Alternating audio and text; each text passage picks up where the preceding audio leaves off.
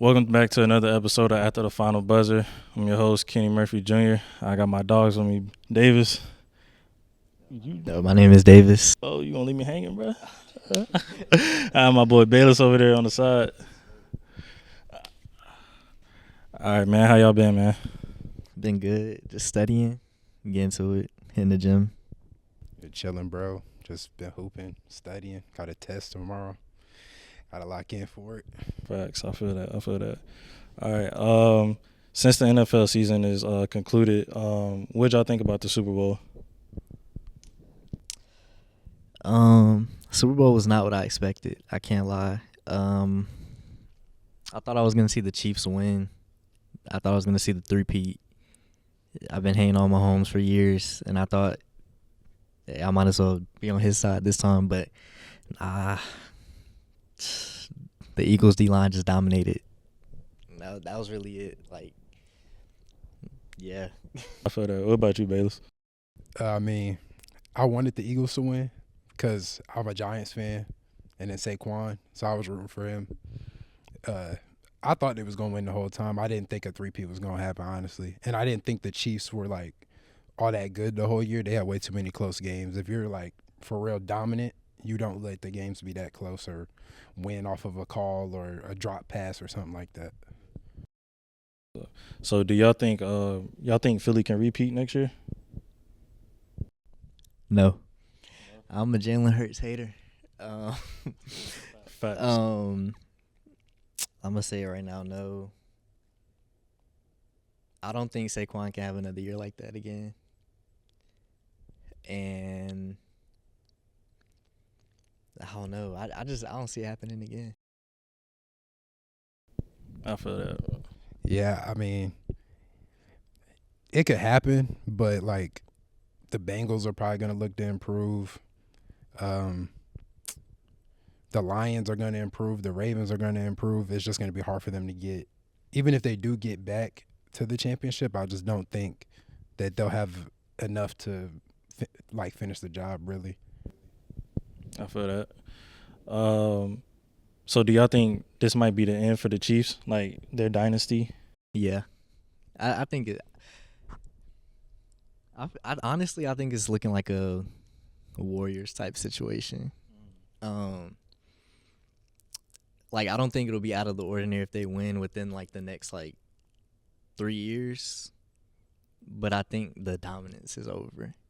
But then again, they just went 15-2, and they made it to the Super Bowl again. So we just got to see.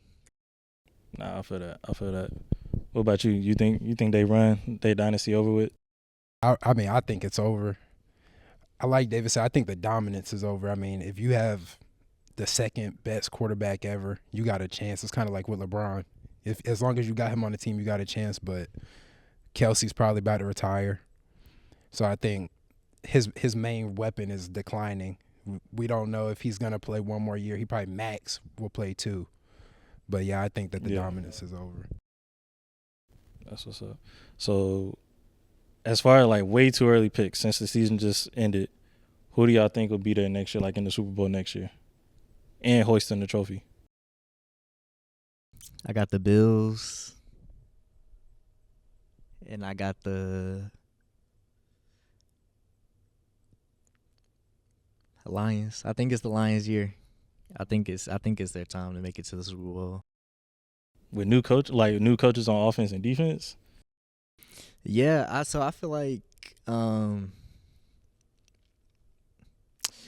with them getting rid of Ben Johnson, I still feel like they'll still be fine. They have the weapons, and they'll be fine. Their defense, I don't know.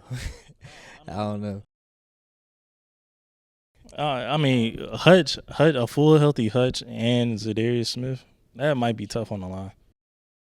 That's true. I like I said, I got them making the Super Bowl, but I do have the Bills winning. So. Okay, I like that. What about you, Bayless? I don't really care who the other team is. I just want the Ravens to make it, and I need Lamar to win one. He don't got to win 2, 3, whatever. He don't need to be in GOAT conversations, but just get one, so that way they can't say nothing else about you. You a Super Bowl champion and you a 2-time MVP. That's a fact. What about my boy Dak Prescott? It's clips for Prescott. It's quiet. It's looking like he's about to be out of a job. He might be. It's time to move on. Yeah, he'll have the best job in the world, being a backup quarterback. It's the best job ever. He'll probably go to a bad team where he can start, End up and they'll let a rookie play behind him. Vegas or something. Vegas? Nah. I don't think he'll end up in Vegas. I think they're going to start with a rookie. Yeah. They're probably going to try to get Shador if they can. Or Cam. What pick do they have? I don't know, somewhere in the top 5. Well, I hope Shador goes to the Giants. I was about to say, I think he's going to the Giants. I don't know who Vegas is going to get. I think they'll be okay with waiting another year, though, because, I mean, the quarterback draft isn't. I don't know. They might just take Cam Ward. I don't know. They can't wait another year. I don't think they can wait another year. Because you got Cam Ward sitting there. He probably like the other top quarterback in his class. And then They're saying he's going to go 1, though. If you Tennessee, would you take him at 1 over Travis? If I'm Tennessee, I'm taking Trav. If I was any team, I'm taking Travis 1, just because you're getting 2 players. But I think it's always difficult to convince yourself to not take a quarterback with the first pick, just because that's traditional, unless there's like a super generational player on either side of the ball, which Travis is. But I think they're more like, we haven't seen him have enough reps at corner or wide receiver to truly determine which one he's going to be super dominant at. So I think that'll hold him back from deciding. I bet. All right, so as far as college basketball goes, who right now is the best team in the country? I already know who you going to say. You want me to go first? You can, bro. Just go ahead and get out the way. I mean, y'all two are Carolina fans, but I'm not gonna say Duke is the best team in the country, because I think Auburn's rolling. I think them beating Alabama, they stamped themselves off of that upset against Florida. But Florida's a really good team. But right after Auburn is definitely Duke.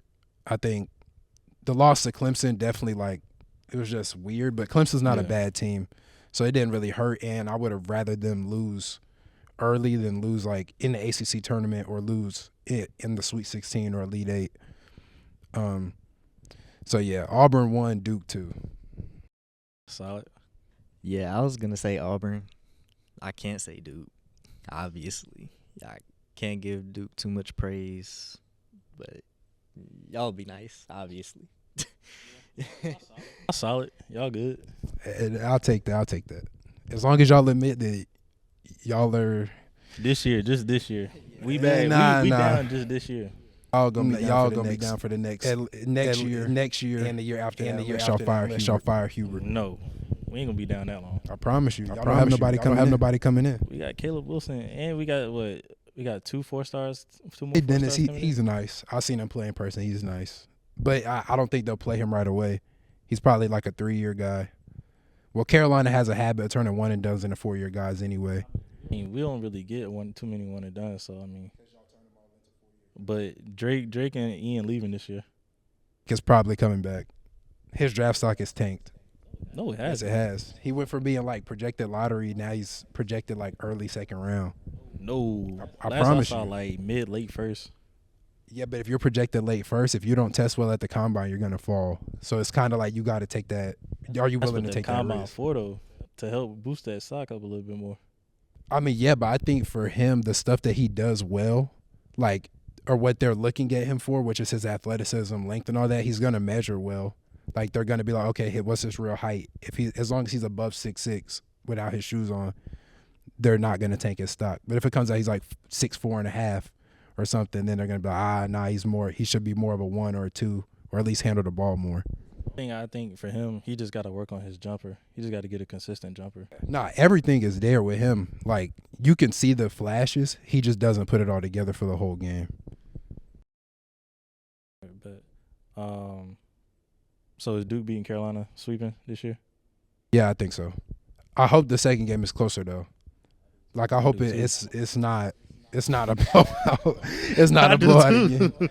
I never think one is gonna blow out the other because it's just a rivalry. Like that rivalry boost is gonna get the players excited, but I don't know. If it depends on Carolina's mood when the time comes, because if their morale is down, they might be like, we don't really care anyway. They're number 2 team, whatever.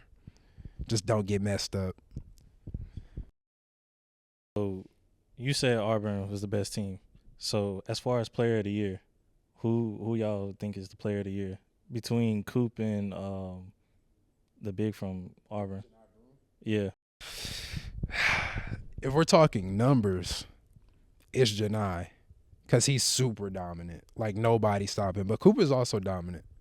But I think you have to give it to Janai just because averaging 20, 10, and whatever else he's doing on the number 1 team in the country, that's elite. But Coop is leading Duke in every stat. But I don't know. It's always tough to get it as a freshman. Like, that puts him in an elite class of players. Like, he'll be up there with Zion and AD. Shoot, the guard from Auburn, he tough too. Yeah, Tahad is nice. He's crazy nice.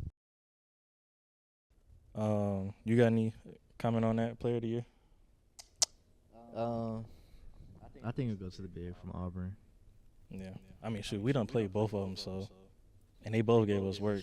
Man. So, all right.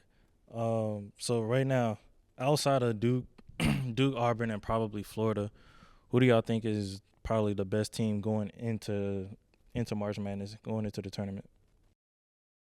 Honestly, I really like Iowa State. I think the problem with them is when they face bigs, and they've had it rough recently. Like, they're not beating teams like they were earlier in the year. But I like Curtis Jones. Like, all their guards are super elite, and I think that can carry them forward. Like, arguably their best player is going to be 6th man of the year, and he has a potential. Like, he could possibly get player of the year too. So I like Iowa State. Okay. What about you, Davis? Man, I don't even know.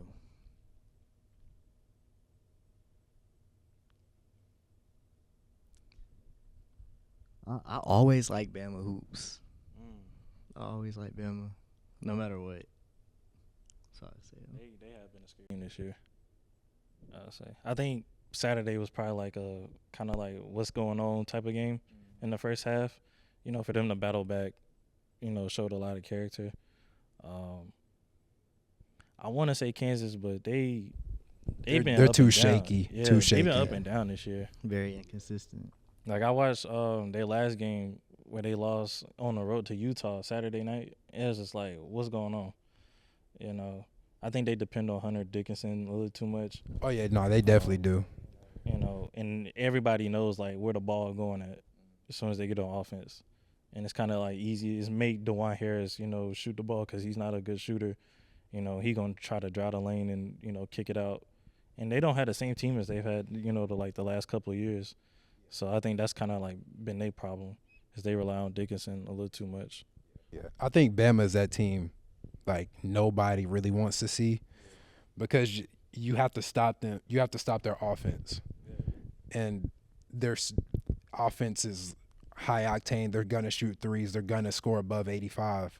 But if you limit them to 80, if you keep the game in the 70s, you have a chance against them. But if you let them get off to a hot start, it's gonna be quiet for you. Yeah, they got a little Jalen Brunson too. Mark Sears is nice. Yeah. I really want to see Duke and Bama play each other, because that's elite defense versus elite offense. But Duke's offense is also really good. They don't score as like much as Bama does, but they're still really efficient. What do y'all think like has been the problem with with the ACC? Like, it's been in a drought for like the last few years, while the SEC has kind of been on the rise. Like, what do y'all think is the reason behind that? Honestly, it's a played out take, but it definitely is NIL, just because the SEC is so football dominant. Like, there's more money pouring into those schools, so they have more money to go get all these players. And for the ACC, the schools in there have kind of been built off of legacy. Like, You want to go to Carolina because it's Carolina. You want to go to Duke because it's Duke. And people still do go to Duke because it is Duke. And you know you're going to go to the league, but the schools in the ACC don't have that pull that SEC teams do. Like SEC fan bases are way bigger than the ACC fan bases outside of Carolina and Duke. Like those are the heavy hitters, but SEC, there's a bunch of Bama fans, bunch of Auburn fans. Like I really think that's what it comes down now to. you throw Texas in the mix and Oklahoma. Yeah, all the other teams that they've thrown in there now, like it's just crazy. And then players that the top players in the country, they want to play against the best competition, and it's just not in the ACC anymore. So transitioning to the NBA, how did y'all feel about this past weekend, the All-Star weekend this year? A letdown, honestly. I feel like what people want to see is just the best players in the league, most popular players in the league, just go out there and hoop and have fun while keeping it sort of competitive. I feel like it's at a point now it's not competitive and it's really not basketball anymore. It's like it's more of a presentation, which is cool if you do it the right way, but I don't know, it just didn't feel right.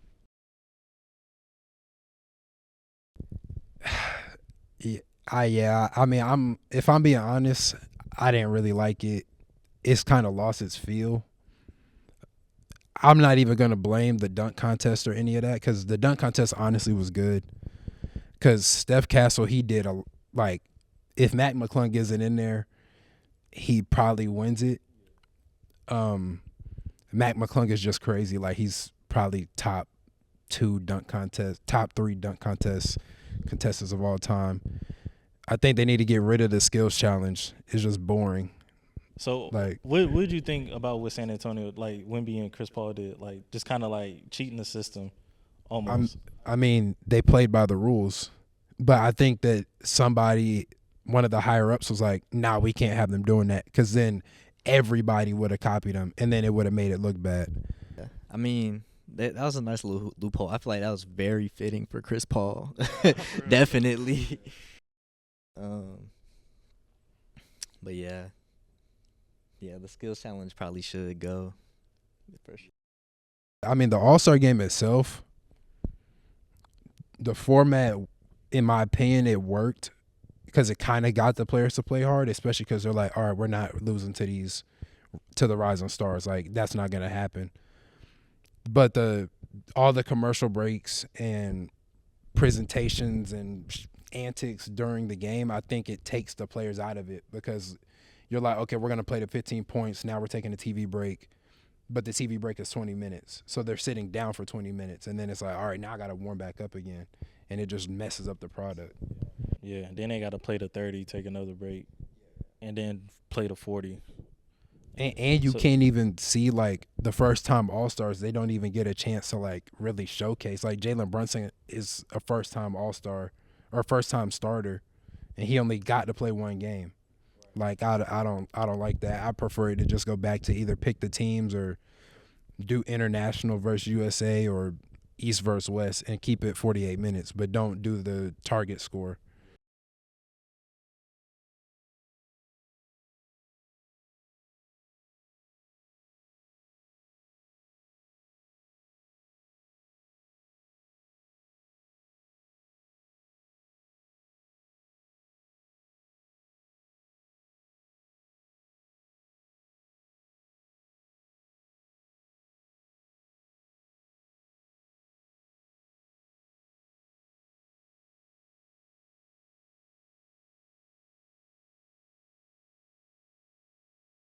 I definitely think the incentives for All-Star Weekend, they need to start implementing more incentives because, like, stars don't want to do the dunk contest. And then we saw, like, Anthony Edwards just, like, no-showed the All-Star game, like, right before it starts. He's like, I'm not playing. LeBron did the same thing. And I think that the timing of the All-Star game is just the players are like, I'm not going hard because all the players are playing like 35 plus minutes a night. They're like, I'm not putting this extra mileage on my body. I really don't even want to be here. So do y'all think Draymond was right for kind of hating on how the format was and having the rising stars in the AllStar game or participate in it? I didn't even see what he said. What did he say? Well, basically, he just kind of like saying like they shouldn't even be here. Like they not a part of this. Like they ain't get voted in or nothing like that. Like just kind of basically like lowering them, saying like they don't belong here in the All Star game at least. I mean, obviously it's unnecessary and like demeaning for no reason.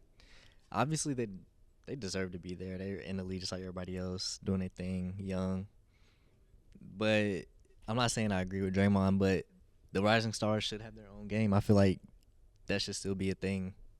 They just get to go out there and showcase what they do for a whole game. But to tear them down, that's not needed at all. Yeah, I think him saying that they don't deserve to be there isn't the take, because they had to earn it. Like they had to win the Rising Stars game to get in there. And at the same time, when Charles Barkley told him like this is because of y'all not trying in the All-Star game, it's kind of a harsh truth. Like the NBA wouldn't be looking for other stuff to do. But the idea that I seen floating around online of them changing out the Rising Stars, like the Rising Stars don't do it, and the like all the snubs get to play. And then like if the snubs win the game, they get the All-Star credited to their resume.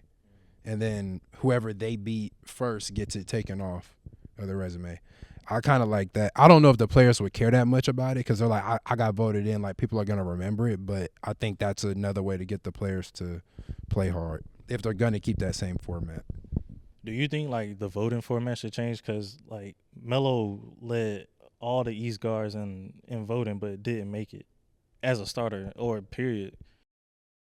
I mean, I think the voting has always been okay, but I think this is that first year where they're like, okay, LaMelo was one vote off of being a starter, and then he's not a reserve, which the coaches vote on the reserves and the players, so that's fine. But him not even getting the next selection, that's a problem. I think he should have at least gotten the first injury replacement. And he's a flashy player. Like, why would you not want him in the game? So going forward on this back half, who do you guys think can make a push for like the playoffs and into the finals?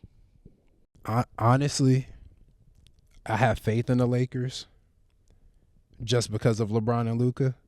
And I think if they figure it out defensively, they'll be okay. Like, you don't want to see LeBron and Luka picking you apart in a series. If Dallas stays afloat and if they get OKC in round one as an 8th seed, I think that's scary for OKC. They don't want to see Dallas. Because Dallas has their number. Like, they've been beating them the whole year. So I don't. But that was with Luka though. But they also played them without Luka, and PJ Washington killed them. And now they got AD. Like, I think people are not crediting AD for what he is.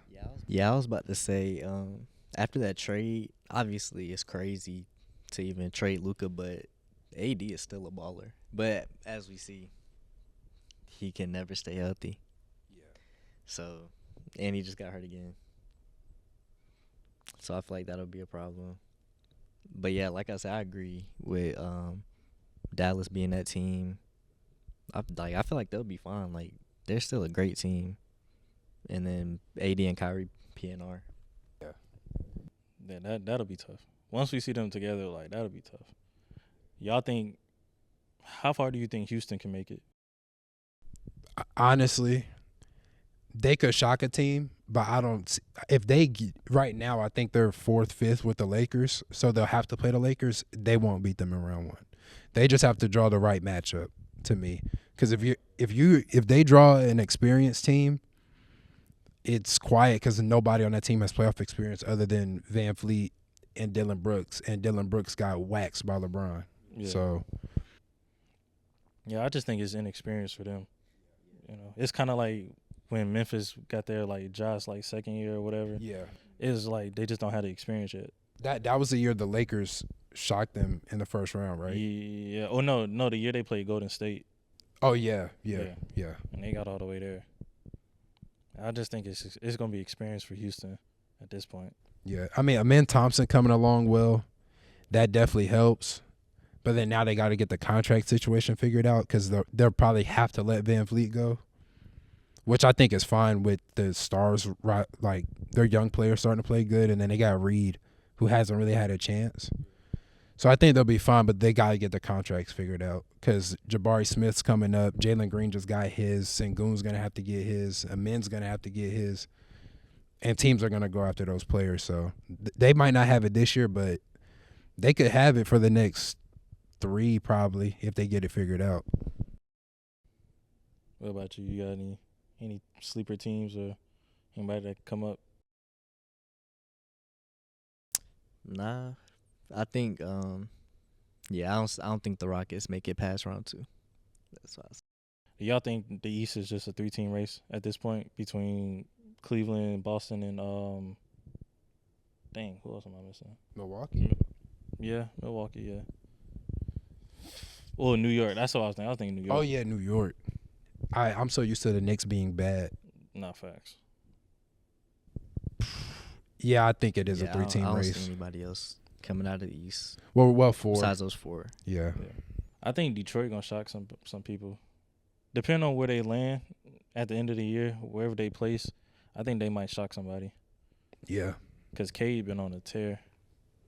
I think for them it'll also be inexperience because they'll probably get in that 6-3 game or 7-2 game and they just won't win. Like you're not going to beat the Celtics or the Knicks. But yeah, I think it's just a 4-team race. I don't know how much I trust the Cavs. Yeah, I don't. But they should make it to the end against Boston. But I think Boston's kind of coasting. Yeah. Like they're like, man, we went to the playoffs. Like we know we can turn it on when we need to. Yeah. Yeah, I agree with that. Because I don't see anybody else out the East that's remotely close to. I mean, the East is bad. Yeah. Like Philly has like 22 wins and they're almost in the play-in.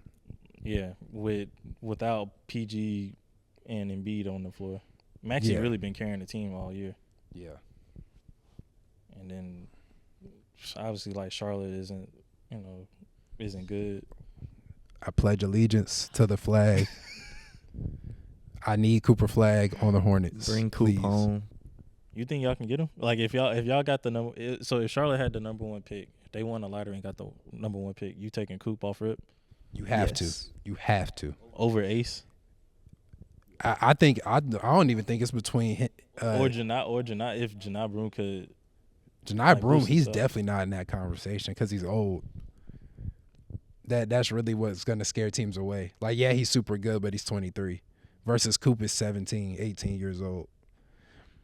Like that's really what sells it for me. Like Coop is dominating the ACC. And then you can't even say like, oh, he's just killing the ACC because he performed every single time they played a top-ranked team. So you can't say that. And I think going with the youngest player who is also the best player in the country, second best player in the country with the most room to grow, you have to go that route.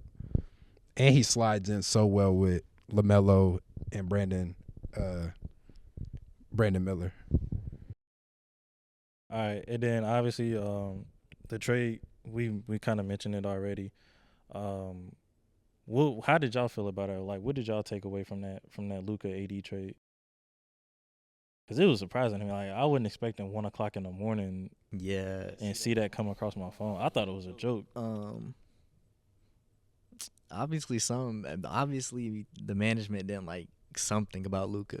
It was whether it was the weight or whatever condition, it was something. Yeah. So. Yeah, I'm with you. I thought it was fake.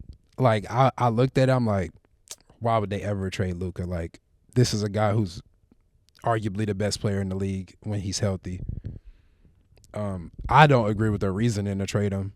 Like I think for me, if I'm running a team, I'm always thinking in the future. And I think they have the pieces to trade for a second superstar if Kyrie ages out of Luka's window. But I think that they were like, okay, we got to the finals. We have Kyrie. These other guys aren't like going to develop anymore. Like Lively's the only one who's like super young. And they're like, okay, well, AD wants to play the 4. We want AD because Jason Kidd likes him. So we're going to go with AD and max out these next 3 years. In that sense, I agree, but I don't agree with the long-term decision. And he's loved in Dallas. Like, you just traded the second best player in your franchise's history behind Dirk, and the fans love him. Like, you seen them giving him death threats and stuff over the trade. That would be like Dirk if Mark Cuban would have traded Dirk. Yeah, and it wasn't even Mark Cuban's decision. Like, Mark Cuban was like, bro, I would divorce my wife before I trade Luka. Like, that just shows you how much he was loved. I don't care about the weight, whatever. Yeah. You accommodate the way he does. If he's getting you to the finals at 270, let him get you there at 270. Yeah, I think that was just a cop-out. That's just an excuse. Like, I mean, look at Jokic. I mean, as big as he is, he leading the team that could go to the finals. Yeah, I think they're probably looking at what Luka was in his younger years, like when he was more athletic and dunking on people, but he was also a worse player. Yeah. So it's like, I'm not going to force this player who is better at this heavier weight, because Luka depends on bumping people. And like, he needs the weight. He can't play skinny the way he is now. Yeah. All right. That's a bet. Well, I appreciate y'all boys for coming on, man, chopping it up real quick for me, man. We got to do this again, bro. This was dope. Sir, thank you for having me. Yeah, man. Thank you for having me, man. Yeah, First pod I ever been on. Same. The real Club 520. Nah, for real. We getting there, bro. All right. This yeah, nah, for yeah, Club 112. Yeah, man. That's our room number, by the way. All right, y'all. This out for another episode of After the Final Buzzer. We'll see y'all on the next one.